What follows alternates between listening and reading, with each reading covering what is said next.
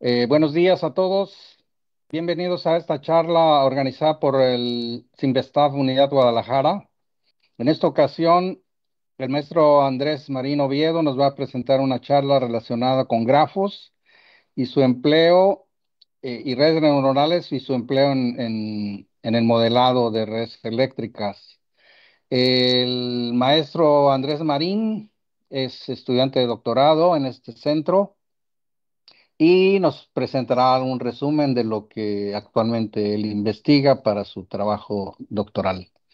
Adelante, Andrés, muchas gracias y estamos pendientes. Muchas gracias por la presentación, doctor. Bueno, voy a comenzar. Primero, voy a hablar un poquito sobre la estructura de esta presentación. Hablaré un poco sobre el contexto y la motivación de este trabajo, el marco teórico, la propuesta de solución, una versión preliminar a la implementación propuesta, conclusiones y trabajos futuros. Y al final, referencias. Bien, un sistema eléctrico de potencia es una infraestructura que permite la generación, transmisión y distribución de energía eléctrica, la cual está compuesta por la etapa de generación, o sea, centrales generadoras, redes de transmisión de alta tensión, subestaciones, redes de distribución de media y baja tensión y cargas, ya sean residenciales, comerciales o industriales. Toda esta infraestructura se ve afectada por los siguientes puntos. El continuo crecimiento poblacional incrementa la demanda de energía eléctrica, provocando que el sistema trabaje a sus límites de operación. A su vez, la penetración de energías renovables dificulta el despacho y balance de potencia. Y además, la conexión de dispositivos electrónicos perturba la red, provocando la disminución en la calidad de la energía. El efecto de estos factores es que afectan la eficiencia de los métodos tradicionales de análisis, diagnóstico y control del sistema. Bien, en ese sentido, los estimadores de estado son modelos que predicen un estimado de los estados del sistema mediante mediciones previas. En este contexto existen dos tipos de estimadores de estado: los estáticos, los cuales asumen condiciones en estado estable y hacen la medición del estado de la red en un punto en específico en el tiempo. Por otro lado, están los estimadores de estado dinámicos, los cuales modelan la evolución temporal de los estados del sistema. El enfoque típico para la estimación de estado estática es el método de mínimos cuadrados ponderados. Este método busca minimizar el error entre las mediciones y el estado estimado. Pondera cada medición según su confiabilidad. Este método se resuelve mediante un proceso iterativo basado en el método de Gauss-Newton, el cual es una versión del Newton-Raphson adaptada a mínimos cuadrados. Por otro lado, el filtro de Kalman extendido o otras variantes se utiliza para estimación de estado dinámica. Este es un estimador recursivo, el cual actualiza su estimación de forma continua cada vez que llegan nuevas mediciones. Este método, a diferencia del otro, requiere conocer el modelo dinámico del sistema, lo cual en práctica pues, puede ser una limitante. El más utilizado de estos dos, evidentemente, pues, es el estimador de estado dinámico, por la capacidad que tiene de hacer estimaciones en tiempo real sin la necesidad de utilizar todo el historial de datos previos. Bueno, en resumen, aunque estos métodos han sido fundamentales, presentan varias limitaciones en entornos modernos, los cuales tienen alta penetración de energías renovables, topologías dinámicas y pues una alta variabilidad. Por ello, se propone entonces utilizar inteligencia artificial, los cuales son modelos que aprenden directamente del comportamiento del sistema, independientemente de si no se cuenta con el modelo físico explícito del sistema que se quiera modelar. En ese sentido, se propone entonces utilizar inteligencia artificial, particularmente redes neuronales artificiales. Entonces, eh, las redes neuronales artificiales surgen como una alternativa atractiva porque estos modelos son capaces de modelar relaciones no lineales complejas entre variables, además de que son capaces de aprender patrones directamente a partir de los datos. No requiere el modelo. y además de que pueden diseñarse para ser robustos ante ruido o información que no se tiene o incompleta. Dentro del mundo de las redes neuronales artificiales existen varios tipos de modelos. Los más relevantes y usados son las redes neuronales completamente conectadas, las redes neuronales recurrentes y las redes neuronales convolucionales. Cada tipo de estructura se enfoca a diferentes fines, ya sea predicción, análisis de series temporales o reconocimiento o clasificación de imágenes. Sin embargo, a pesar de estas cualidades que tienen, no son capaces de capturar o aprender a partir de la topología o la estructura de un sistema eléctrico. Es decir, este tipo de estructuras de redes neuronales no tienen la capacidad de entender las relaciones físicas entre los buses, las líneas o los elementos de la red. Pero para esto existen las redes neuronales gráficas. Este tipo de redes tienen la característica de que pueden usar la topología de la red eléctrica como base de datos, ya que se basan en grafos. Y estos grafos se pueden representar como un sistema eléctrico, donde los nodos son las barras o buses y las aristas o conexiones entre los nodos son las líneas de transmisión. Esta representación permite modelar con precisión cómo fluye la información o la energía a través de la red eléctrica. Este tipo de modelos funciona de tal forma que cada nodo de cada grafo tiene un vector de características asociado. Este vector pues puede provenir de mediciones, como por ejemplo puede ser la amplitud de voltaje y ángulo de fase de un sistema eléctrico.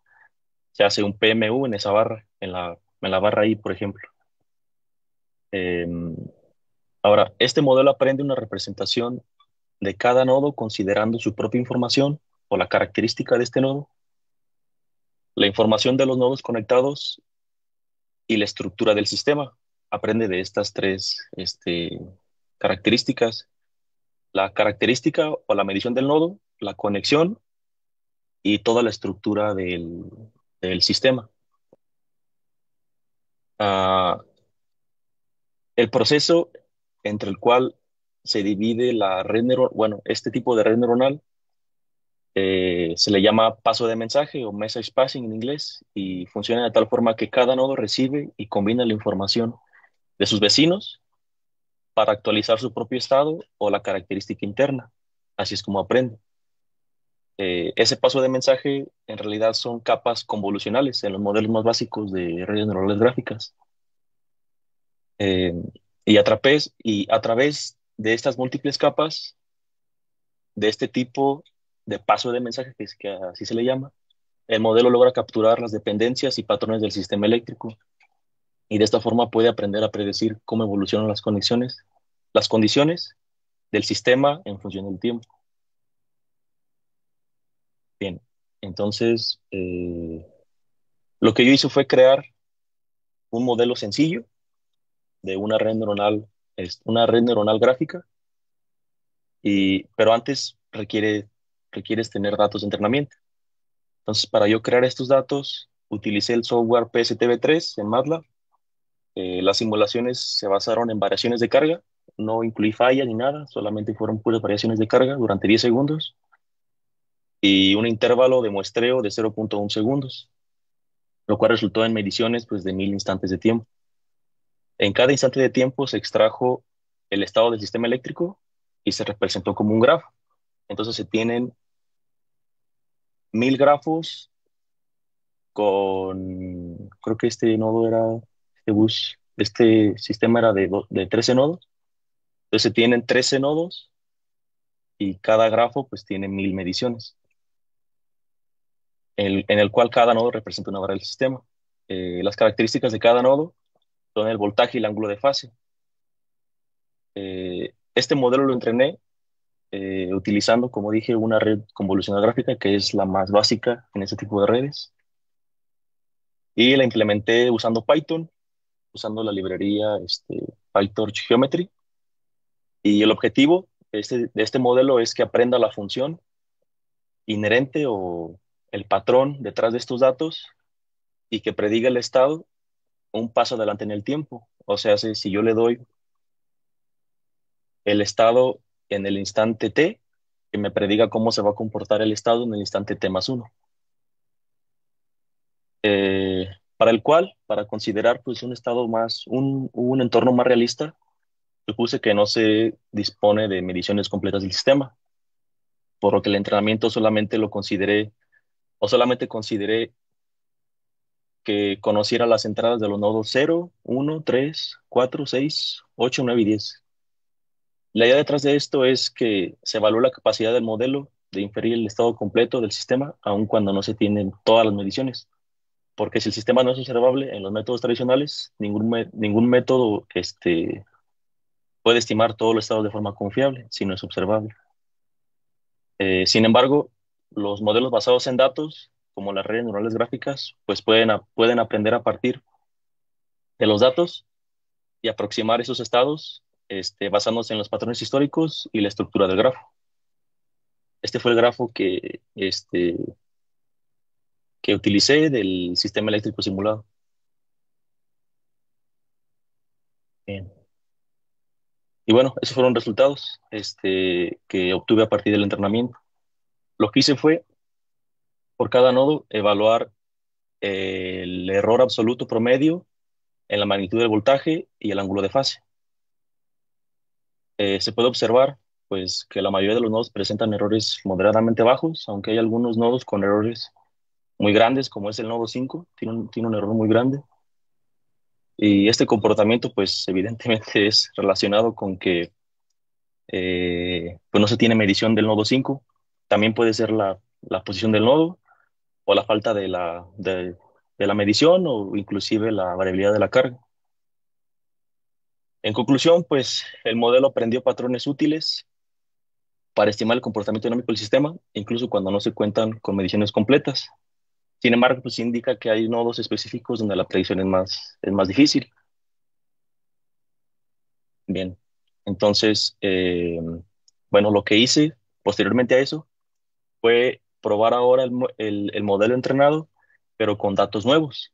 Y lo que hice fue generar nuevos datos con en el mismo sentido de variar la carga, pero en diferentes puntos y en diferentes buses. Y probar pues qué tan buenas son las predicciones a pesar de que no se cuenta, a pesar de que entre en el modelo con la falta de mediciones.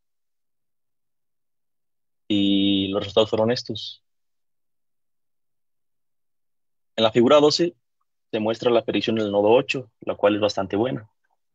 Si bien, si nos regresamos aquí, el nodo 8 pues un error muy pequeño y el nodo 5 tiene un error muy grande, entonces debería de coincidir que la predicción en el nodo 8 pues, va a ser buena y la predicción en el nodo 5 pues, va a ser deficiente.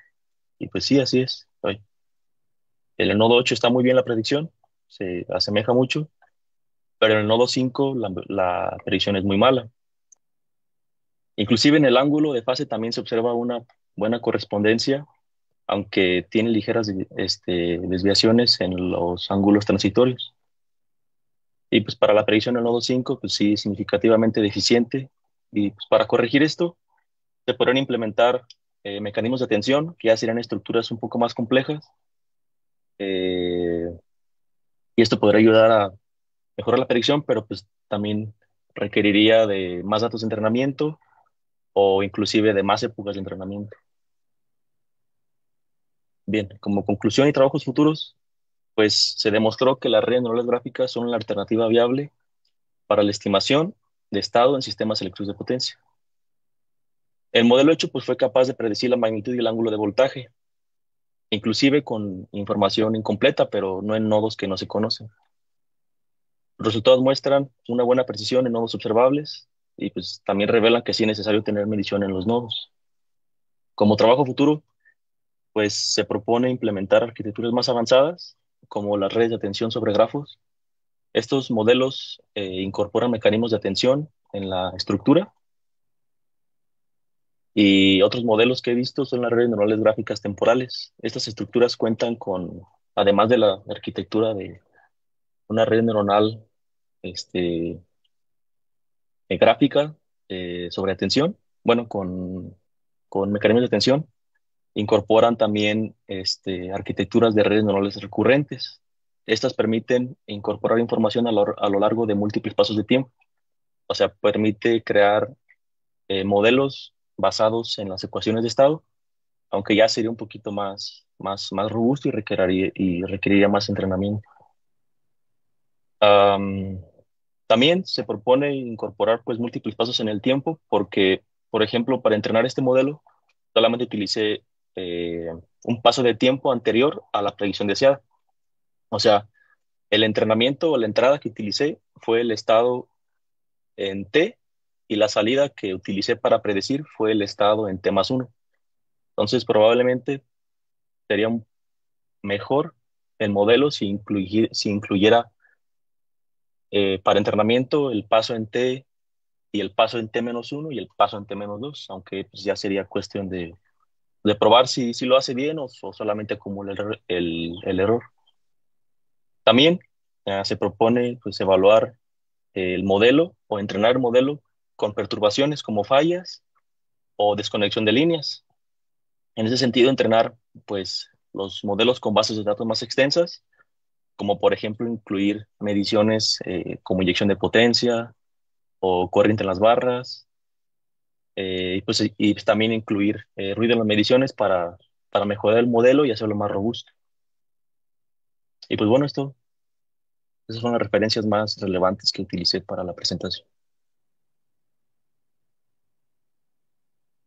Muy bien, muy bien, Andrés. Recuerda que aquí a través de la plataforma del Facebook puede hacernos llegar alguna pregunta que pudiésemos hacer aquí al expositor. Tenemos unos minutos para hacer algunos comentarios que pueden ser pertinentes. Eh, por ejemplo, en su lámina 7, Andrés, Ujú. presenta un error, un gráfico, no, no, en la siguiente más bien, perdón, donde está un ¿Esta? gráfico, ese sí, perdón, era la 9. Eh, ahí muestra un error, pero no queda claro si ese error es en un punto o es una acumulación de errores en el tiempo. Es, Es decir, este, porque usted menciona que tiene, creo que 1000 mediciones en una cierta cantidad de segundos. sí, Entonces, pues cada medición tendrá un error ujú, contra el real, vamos a decirlo así. sí. Y entonces este que nos muestra aquí es en un punto del tiempo o es una Este acumulación es una acumulación del error, en sí. todo el Ajá, tiempo compara, que analizó. sí, en el entrenamiento lo que hice fue graficar la función de pérdida y se puede obtener la función de pérdida para cada nodo. Como la red, como este tipo de modelo crea dentro una función este, eh, de pérdida para cada característica del nodo, pues lo que hace es, bueno, lo que hice fue extraer esa función. Bueno, no extraerla, porque no se puede extraer, pero lo que hice fue, mediante el entrenamiento, ir calculando el error que se va acumulando. Y ese fue el En error, cada nodo. ajá, en cada nodo. Ah, ok, de Sí, acuerdo, de acuerdo. Porque sí, si observa en la barra 5 que efectivamente no monitorea, el sí, error es muy grande sí, es muy grande. en la magnitud del voltaje. Pues sería insatisfactoria esa solución, pues con ese error tan Sí, grande, claro. ¿no? Y Eh, ujú. Ajá, bueno, y por otro lado, ¿sería factible o ha pensado en la carga computacional que pudiera resultar? Este es un sistema que se manejó de 12 o 13 barras, Sí, pues es bastante pequeño, ujú. pero si pensara en una aplicación de una red mucho más grande, con cientos o miles de nodos, eh, ¿eso no le va a traer problemas computacionales muy severos? Pues mm, depende mucho porque se pueden hacer normalizaciones a los datos, se pueden aplicar dentro de la propia estructura, que las capas tengan también normalización. También existen estructuras de entrenamiento que permiten como saltarse épocas, algo así entiendo. O también hay alternativas en las que el entrenamiento utiliza la tarjeta gráfica. Si Ok, se tiene, pues, ajá, solamente lo sé como concepto. En realidad no sé cómo funcione, pero tengo entendido que sí, para agilizar el entrenamiento, sí, lo que realmente, lo que realmente haría que el modelo sea más complicado de entrenar o que requiera un cómputo más extenso, sería qué tan denso o qué tan complejo es el modelo. Si decidiera utilizar algún modelo híbrido, ahí sí sería, porque por ejemplo, este modelo sencillo tardó como 5, 8 minutos en entrenarse. entrenarse. Sencillito, sencillito. Este, He hecho modelos más complejos como el del DeFi, en el que se utilizaba más datos.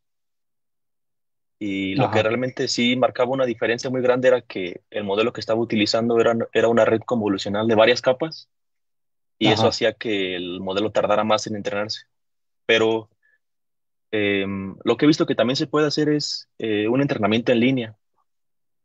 No sé qué tan parecido podría ser al concepto del filtro de Kalman que va prediciendo con respecto a, le llegan mediciones, pero algo así he visto.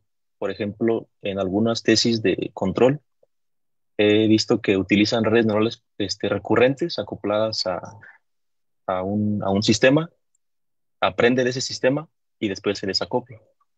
Pero ok, pues es mero concepto. Pero sí, lo que sí mermaría mucho el entrenamiento, a la regla de entrenamiento sería qué tan complejo es el modelo. Pero en sí los datos, pues no, no mucho, no mucho. A menos que sean trillones o billones de datos, pero no. ok.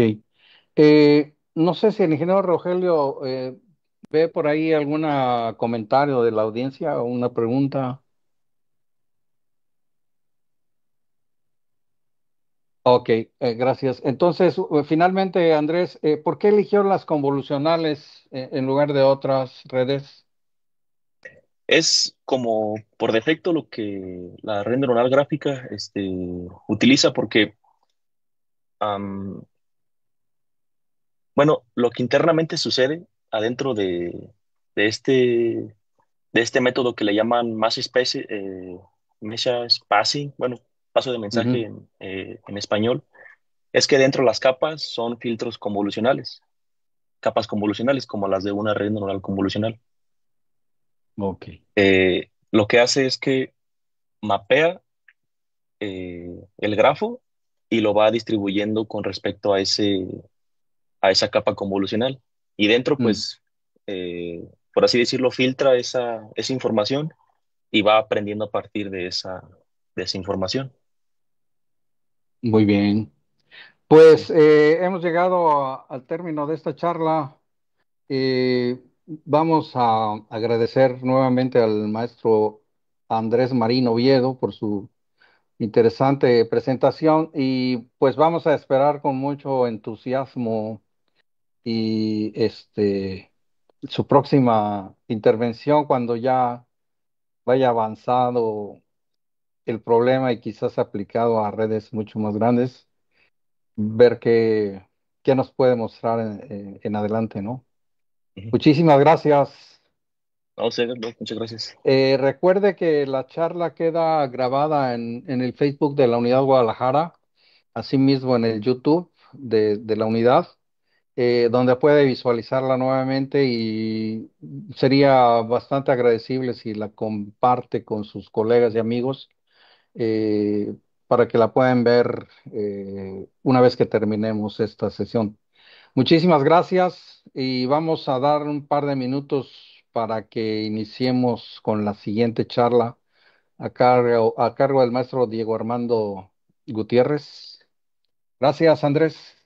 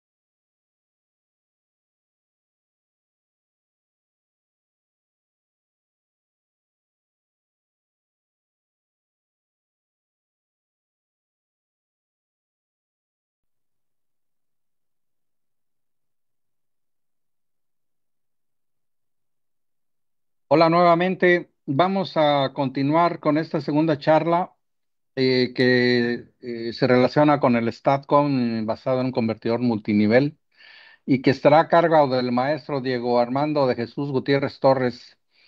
El maestro Gutiérrez Torres es estudiante de doctorado en la Unidad Guadalajara del CIMBESTAF. Y le recuerdo que a través de la plataforma de Facebook puede usted dejar alguna pregunta o comentario que quisiera que hiciésemos con Diego al final de su presentación. Y sin más, y agradeciendo nuevamente la colaboración del maestro Diego, vamos a escucharlo, por favor. Adelante, Diego. Gracias por la presentación. Yo les voy a presentar el trabajo titulado Estudio de un StatCom basado en convertidor multinivel en cascada. La presentación se encuentra dividida en 6 secciones, como se muestra en la diapositiva. Bien, los dispositivos FACS, que son los sistemas flexibles de transmisión en corriente alterna, tienen como propósito mejorar el control, la estabilidad y la capacidad de transmisión de energía. Estos dispositivos tienen conexiones en serie, derivación y serie derivación. Algunos de estos dispositivos tienen como propósito la compensación reactiva, que es cambiar las características eléctricas naturales de la línea de transmisión para hacerla más compatible con la demanda de carga predominante, o en resumen, modificar las características y operación del sistema eléctrico de potencia. En la figura 1 se muestra los diferentes dispositivos FACS y cómo cada uno de estos tiene un efecto sobre la ecuación que determina el flujo de potencia entre dos buses. Observamos cómo que en la compensación en derivación se tiene un efecto sobre las amplitudes perdón, las magnitudes de tensiones en la ecuación de flujo de potencia. En lo que respecta al STATCOM, es un dispositivo de conexión en derivación y forma parte de los dispositivos FACS. Previo a su aparición ya existían dispositivos que realizaban este propósito de compensación reactiva, como lo son el SBC, el condensador síncrono, los bancos de capacitores y reactores. Sin embargo, estos dispositivos, al estar basados en métodos de rotatorios o de interruptores lentos, como lo son los de conmutación natural, tenían algunas limitantes. Con la aparición de los primeros dispositivos de conmutación forzada, aparece el STATCOM. Al estar basado en dispositivos de conmutación forzada, utilizan convertidores fuente de tensión, lo que le da la alta flexibilidad, la rápida respuesta y la versatilidad de este dispositivo. Al estar basado en convertidor fuente de tensión, este utiliza las topologías del convertidor fuente de tensión, como son las de dos niveles, las multinivel de punto neutro, capacitor flotado y la familia de convertidores modulares multinivel, o las topologías multipulso, que puede haber de 6, 12, 24, 48, etcétera, de pulsos. Eh, esta- Estas topologías de convertidor fuente de tensión utilizan conmutaciones a frecuencias fundamental que realizan una por ciclo de frecuencia de línea, o PWM, donde se realizan varias conmutaciones por ciclo de frecuencia de línea. Eh, para utilizar el término de convertidores modulares multinivel en cascada, se utiliza la terminología propuesta por Akai, donde menciona que se considera multinivel a cualquier número entero positivo superior a 2, excluyendo los transformadores para sintetizar formas de onda, que son las topologías multipulso. El término MMCC hace referencia a una familia de convertidores modular multinivel en cascada, y el término modular hace referencia a la estructura, el término multinivel a la tensión y el término cascada a la conexión. Estos convertidores se utilizan convertidores fundamentales de puente completo, bridge shell, como se muestra en la figura 2, o de medio puente, chopper cell, como en la figura 3, cada uno con su respectivo dispositivo para almacenar energía, como son los capacitores. En esta familia son 6 miembros, multinivel todos, y dependiendo de la estructura que tengan, se denominan de una manera, como son de una estrella, 2 estrellas, 3 estrellas, una delta, 2 deltas, o una estrella con convertidor chopper cell. En lo que respecta a dispositivos STATCOM, se utiliza lo que viene siendo la de una estrella y una delta. Otro factor importante es que al grupo de convertidores en cascada, de cada una de las fases, se les denomina clúster o grupo. En la figura 5 se muestra el diagrama del STATCOM, donde el convertidor fuente de tensión se modela como una fuente ideal. Vemos la impedancia de acoplamiento entre en un punto de acoplamiento donde se está denominado como V sub S, y al realizar una ecuación de mallas de este diagrama obtenemos la expresión en 1. La expresión uno asume que el sistema está balanceado y que no existe, mm, sí, que está perfectamente balanceado y que no existe tensión en el punto neutro del lado del estático.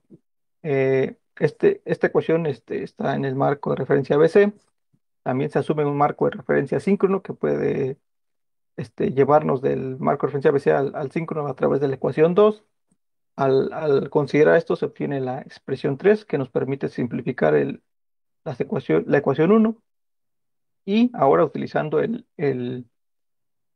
la teoría de potencia instantánea PQ, que está dada por 4 y 5, observamos que tanto la potencia activa como reactiva están en términos de las tensiones y corrientes del eje directo y cuadratura. Para simplificar aún más esto, lo que se hace es que se asume que se alinea el fasor espacial de tensiones a alguno de los ejes. En este caso vamos a estar alineados sobre el eje directo, lo que produce que la proyección sobre el eje en cuadratura sea cero y se obtienen las expresiones 6 y 7, la cual nos muestra que para controlar la potencia activa en el dispositivo se realiza a través de la corriente del eje directo, mientras que la potencia reactiva a través del eje en cuadratura. La potencia activa se requiere porque el dispositivo, al no tener componentes ideales, requiere un ligero consumo de potencia activa para mantener la tensión en los diferentes elementos almacenadores, algo similar como lo que hacía el condensador síncrono rotatorio. En la figura 6 se muestra el diagrama de un puente completo, que es el que se estará utilizando para el convertidor que veremos a continuación.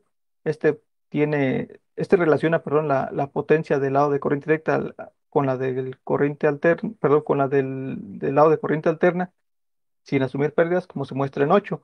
Aquí esta ecuación se las muestro para que después veamos que aquí en el lado de corriente directa se produce una oscilación al doble de la frecuencia de que se tenga en el lado de corriente alterna debido al producto de corriente alterna por voltaje alterno. En la figura 7 se muestra el diagrama esquemático del dispositivo que estaremos utilizando como STATCOM. Es un convertidor multinivel de una estrella con tres celdas en cascada. Observamos que la tensión en el convertidor fuente de tensión se estará denominada como V sub T, mientras que en el punto de acoplamiento como V sub S. Y al conjunto de estas tres celdas en cascada se les denominará clúster. En la figura 8 se muestra el diagrama de control, es del tipo jerárquico de seguimiento de red y utiliza cuatro niveles. En el primer nivel se tiene una unidad de seguimiento o un algoritmo de seguimiento de fase, como es el PLL, el cual nos brinda la posición de la fase y la frecuencia. Esta se utiliza para lo que les había denominado previamente del marco de referencia síncrono. Después se tiene un segundo nivel de control, el cual es un control global de tensión, en el cual se determinan las corrientes del eje directo y de cuadratura de referencia a partir de la potencia reactiva y de la potencia activa respectivamente. La potencia activa, recordar que es la que hace que se aumente o disminuya el voltaje en los condensadores del convertidor.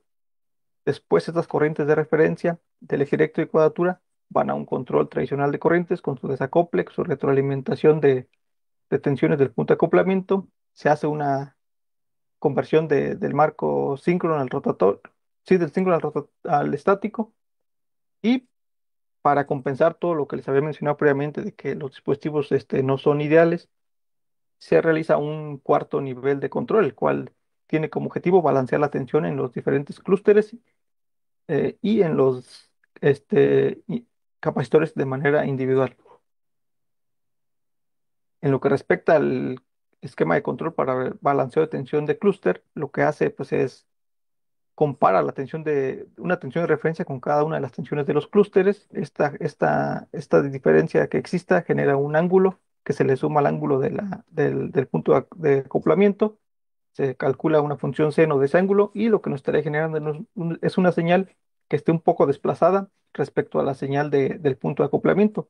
De esta manera se estaría metiendo, sacando potencia activa en todo el clúster, que afectaría claramente pues la tensión de los condensadores de ese clúster.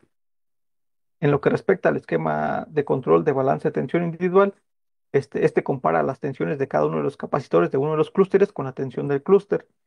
Después, pues, el error va a un controlador del tipo P y este error, perdón,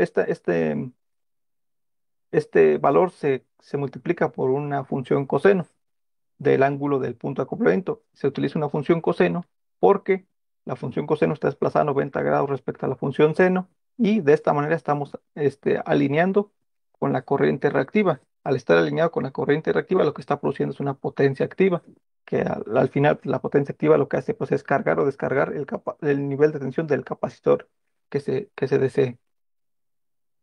Para la implementación se están utilizando 9 módulos de disparo, como el de la figura 11, donde se tienen los capacitores y su medición de tensión de sus capacitores, los gate drivers, 9 módulos de potencia, como el de la figura 12, un módulo de control, que es un microcontrolador, como el de la figura 13, y un módulo de medición, como el de la figura 14, para medir las tensiones en el punto de acoplamiento y las corrientes que salen del dispositivo. Para la modulación, se está utilizando una técnica de modulación de desplazamiento de fase multiportadora, PWM, como se muestra en la figura 17, la cual desplaza la señal triangular para obtener las diferentes señales que se van a asignar a cada una de los interruptores de la celda. En la figura 18 se muestra el diagrama, perdón, el dispositivo implementado que tiene una potencia máxima de 135 kVA. Sin embargo, debido a la tensión de los capacitores, pues esta quedó limitada a 13.5 kVA. Dentro de los datos más importantes para mencionar está que la capacitancia de cada celda es de 3 milifarads. Se está utilizando una frecuencia de conmutación por celda de 3 kilohertz. El tiempo de muestreo para la adquisición de datos y el algoritmo de seguimiento, el PLL, está a 20 kilohertz, mientras que el control jerárquico está a 2 kilohertz.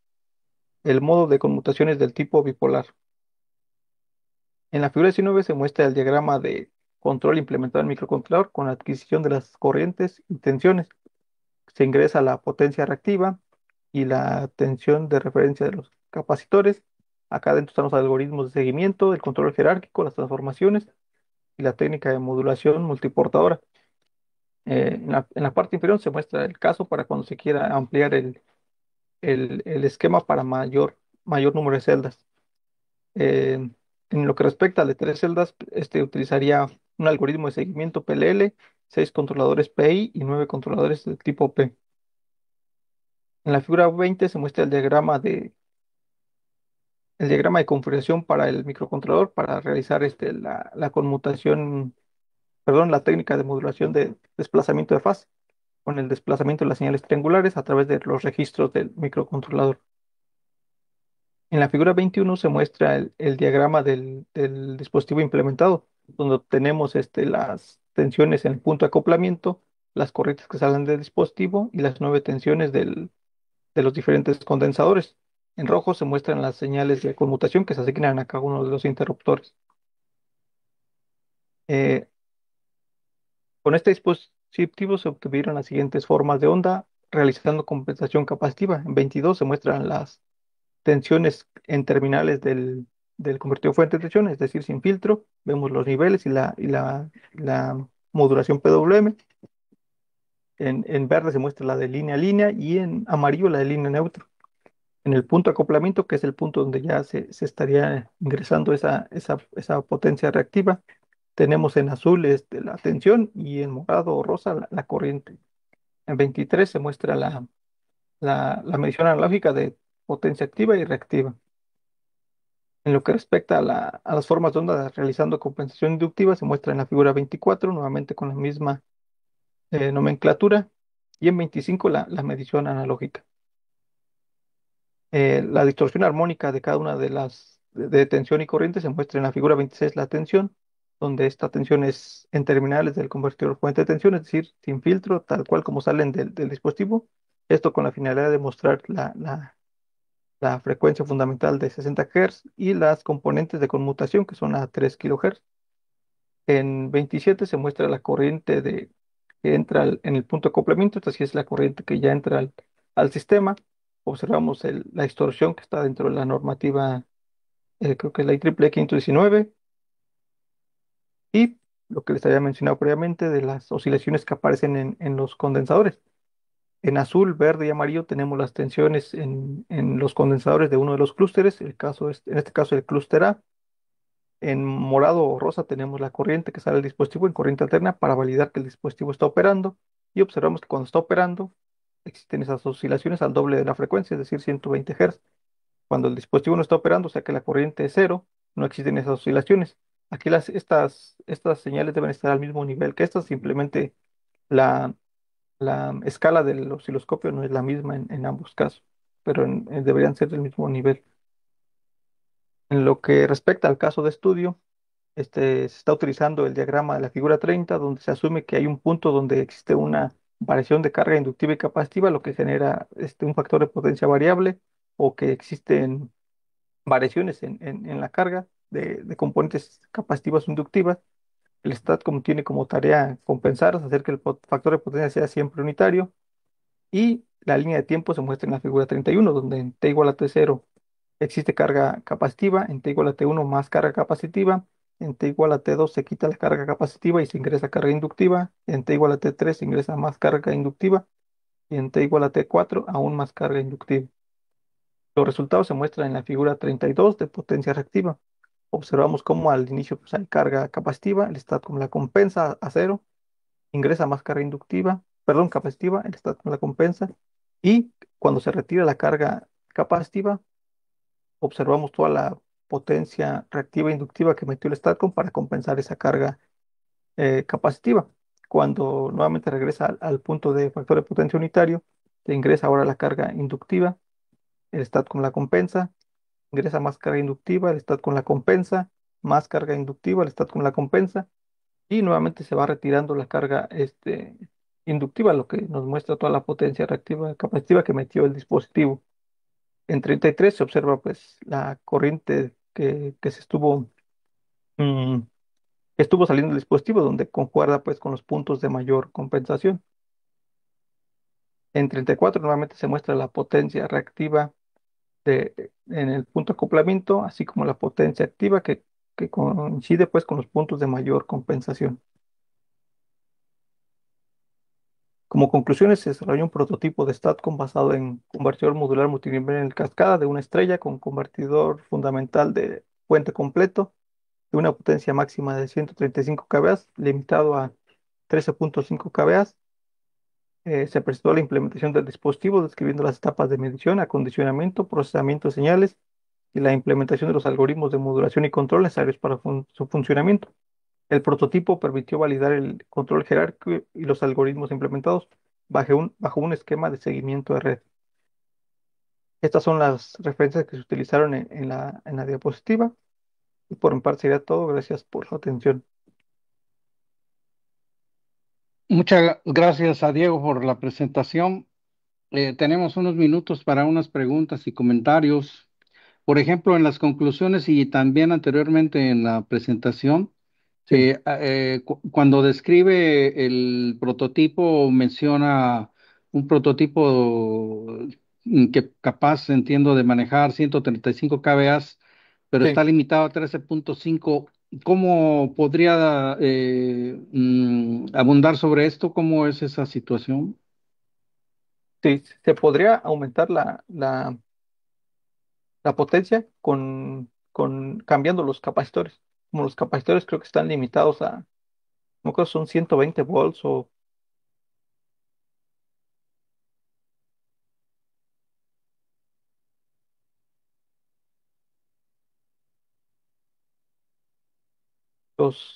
¿dónde está? Es decir, la limitante que tiene para indicar que maneja su prototipo 13.5 son los capacitores. Sí, los capacitores, porque el nivel de tensión de estos, no se puede, mm, Claro, violaron. no, sí, y no coincide con el del el módulo de los transistores. Creo que De está acuerdo, a 600 y estos están como a 120 o algo así, entonces, de pues no. acuerdo, de acuerdo. Sí, muy bien. Oiga, y efectivamente existen diversas configuraciones para el STATCOM. Usted está eligiendo esta multinivel. Sí, En algún momento de su presentación habló de unos multipulso que utilizan transformadores y todo esto. Eh, ¿Cuál fue la ventaja o la razón por la que eligió el multinivel? Eh, bueno, el multipulso, creo que la conmutación, ¿cómo se llama? Existen las diferentes conmutaciones que son fundamental o PWM. Sin embargo, pues Ajá, requieren a un transformador que es el que hace la sintetización de las señales. Es decir, desplaza cada una de las señales, ya sea con conexiones delta o estrella, y dependió del número de conexiones que se puedan lograr en uno de los ujú, lados, es que en el otro lado sale la señal sumada. ajá, Entonces, pues una de las limitantes es que el transformador tiene que coincidir con la potencia del dispositivo final. Además de que pues son dispositivos caros de conseguir porque pues para empezar son especiales ok, y voluminosos. En cambio los multinivel pues tienen la ventaja que se pueden apilar de manera pues casi prácticamente ilimitada. Además de que utilizan modulaciones PWM y los componentes pueden ser se puede armar uno de mucha potencia con componentes de baja potencia y pueden intercambiarse estos al cumplir con lo que menciono la modularidad. de acuerdo. En ese sentido, eh, ¿qué comentario podría hacer sobre la factibilidad económica de un dispositivo como este para una aplicación, por decir, en distribución? Es Mm, decir, nosotros sabemos que no, las aplicaciones del Statcom en general, pues no son eh, tan grandes, tan eh, populares, pues muchas veces por el costo, ¿no? sí, exactamente. Eh, ¿Qué podría decir de su prototipo en ese sentido? Es decir, ¿pudiera lograr un dispositivo asequible económicamente? Pues siento que tanto la ventaja de que sea asequible no es no es tan importante el dispositivo porque sí es más costoso, pero las ventajas que ofrece respecto a un SBC sí son bastantes, sobre todo cuando existen mm, ciertas condiciones de la red cuando opera de manera normal. El SBC depende de la tensión que exista en el punto donde está conectado. Ajá, El Statcom, a pesar de que tenga un nivel de tensión de 0.2 por unidad, por ejemplo, en el punto donde está conectado, puede realizar compensación. de Además que la acuerdo. respuesta es rapidísima. También he visto, por ejemplo, que está pues, en tanto, ¿cómo se llama? Siemens como General Electric, ABB, lo tienen como que lo más avanzado que tienen siempre son los Statcom incluso Multinivel. hasta con almacenamiento, que ya es lo nuevo que se está metiendo. Claro, efectivamente, para allá quisiera que fuésemos en esta última pregunta. ¿Qué le haría a usted falta para incluirle almacenamiento? Pues no, de hecho ya estaba pensado para almacenamiento. Aquí dejé unas terminales a propósito para ahí conectar baterías, que ya sería pues almacenamiento. En realidad el capacitor es almacenamiento, pero Ajá, no es para poder almacenar pues una mucho cantidad importante. exacto, se requiere un supercapacitor, pero una batería puede ser conectada perfectamente y ya formar Ok, un dispositivo que pueda realizar hasta este, pues sí, meter o sacar potencia activa en el ajá, punto. de acuerdo. No, pues muy bien. Rogelio, no sé si tenga por ahí alguna pregunta en el Facebook.